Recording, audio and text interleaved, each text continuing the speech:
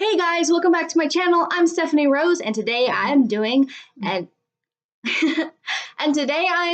another author gush, and this time the subject is Becky Chambers. Frederick Bachman was the last one, and if you want to see that video, I will post a link. But I'm really excited to share this author with you. I know her books have gained popularity, so maybe everybody already knows about her. But a little bit about her: she grew up with space scientist parents, and her first book she actually self-published using Kickstarter, which is really interesting. That's something new that I found out. Something else new that I found out, because I looked through her author website, which I will also post a link to because it's really interesting. You should check it out. She's written short stories and essays, which I haven't read, but I feel like I ought to. She is writing a fourth book in the Wayfarer series, which is the series that I've read, and she's also working on some novellas with new settings, which I'm excited to read. And she also apparently plays video and tabletop games. That's pretty cool. I enjoy those as well. Also, reading through her website, again, recommend. She seems to have put in a lot of personality, and she has a very fun sense of humor. Obviously, I'm going to take this with a grain of salt because I know that you can represent yourself any way you want to online, and it won't necessarily be true.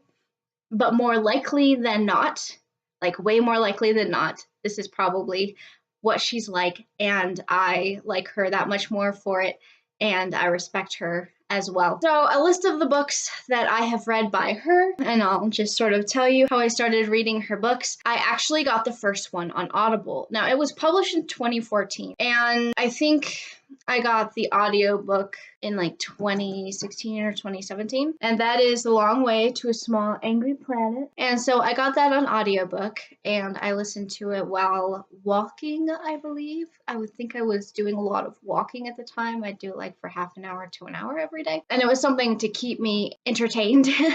And it really, really helped. I also listened to it while working out, but I think that was more the second book. But this first book focuses on a ship of people and kind of introduces you to the culture of this story and the type of people that live in it. And I think it has more of a plot than the other stories, but it is very character focused. And then her second book, I keep saying it while I'm opening my phone. The second book is A Closed and Common Orbit. That one it shifts away from the ship and goes to one of the characters on the ship in the previous book. I'm not going to say which character it is. That way I don't ruin the books for you. She goes and ends up working for a person on, I believe they're on a planet. So it's not necessarily a character study, but a character development of that character. And it also hops back into the past of the shop owner that she's with. They go like every few chapters back and forth with the modern story, and then the flashback to Pepper, I think is the name of the other character in that book. And some of Pepper's story, I don't want to give too much away, but it helps develop the modern story as well in a way, in a character sense, not in a plot sense, if that makes sense. And then her third book, which I do not have in audiobook form, and I do not have in physical form because I borrowed it at the library, is Record of a Spaceborne Few. And that one takes place on a very large spaceship. I don't think you can call it a space station because I think it's still traveling. I don't know. Anyway, it's a very, very large ship. It's practically a city or a state. And one of the characters is related to the captain in the first book. And that's the main connection that there is to the rest of the story. And it focuses on, I don't remember how many characters, but probably 4 or 5 or somewhere around there, and just their different little stories. And sometimes they connect with each other, sometimes not, but it's a very interesting look into what it could be like living in that type of setting and the different types of characters that go into it. And she is working on another one, and I have discussed these books to an extent in another video, so I will also link that one. It's about gender in speculative fiction, And so if you're interested in that aspect, go ahead and go there. What I find really interesting about her stories, and the first thing that struck me, honestly, was that the first book was a spacefaring story, and it was not necessarily a huge plot thing. It was just these people, they're traveling and they're doing a job, and it's interesting because you like them and you like the setting and you're interested. And I thought that was really cool because that was the type of story I wanted to write at one point, and I was worried that nobody would be interested, but hey, she managed to get it kickstarted and now is a bit more widely known. A publishing company picked her up. So, sorry, I've got hair on my nose.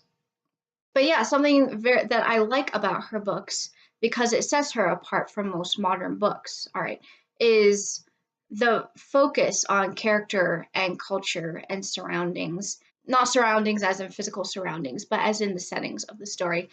And the fact that while reading or listening to her books, I feel like I am there, I feel like I am them.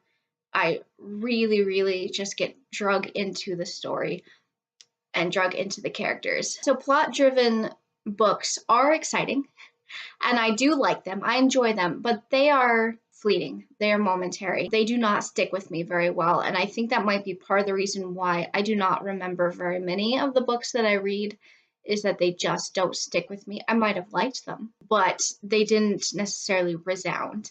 And character books, for me, are the ones that really stick. Thus why Frederick Bachman and Becky Chambers are two of my favorite authors, favorite modern authors, and it is a very short list. I have mentioned before in my last Author Gush video, but I do not have very many favorite authors. I have favorite books. I do not go out and read books based solely on the authors.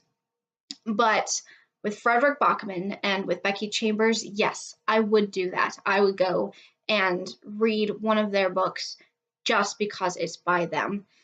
And I do intend, even though I don't buy very many books, and this would have to be a long process project, but I do intend to have a Frederick Bachman collection and a Becky Chambers collection eventually by the time I die, you know.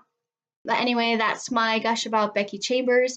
I highly recommend that you check out her books, especially if you love science fiction. They're imaginative and they pull you in, and sometimes it's really hard to stop, at least for me. So yeah, if you like science fiction books, if you like character-driven books, those would be great books for you. I also highly recommend that you check out her website just to get a grasp of what she's like, because she seems like a really cool person.